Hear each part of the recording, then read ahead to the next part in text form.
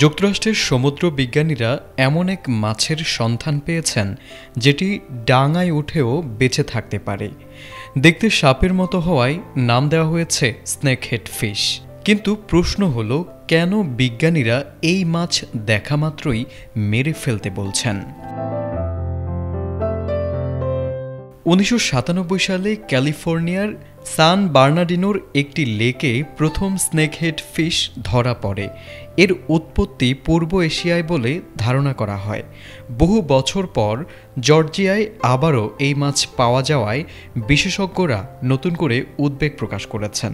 গবেষকদের মতে স্নেকহেড ফিশের শ্বাসতন্ত্র এতটাই বিশেষভাবে গঠিত যে এটি পানির বাইরে এসে বাতাস থেকেও শ্বাস নিতে পারে। তাই ডাঙায় উঠে গেলেও কিছু সময় পর্যন্ত সহজেই বেঁচে থাকতে পারে।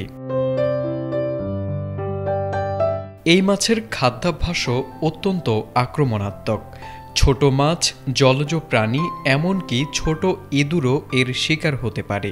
প্রায় 3 ফুট লম্বা এবং ওজনে 18 পাউন্ড পর্যন্ত এই মাছটি ধারালো দাঁতের মাধ্যমে মুহূর্তেই শিকার আক্রমণ করতে পারে।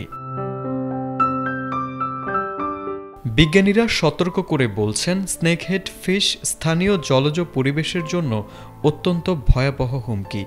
এটি দ্রুত বংশ বিস্তার করে অন্য প্রজাতির খাদ্য দখল করে পুরো পরিবেশ ব্যবস্থাকে অস্থিতিশীল করে তুলতে পারে।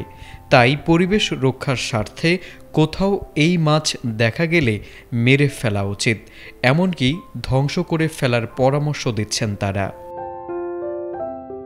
তারেক আজিজ, এটিএন বাংলা।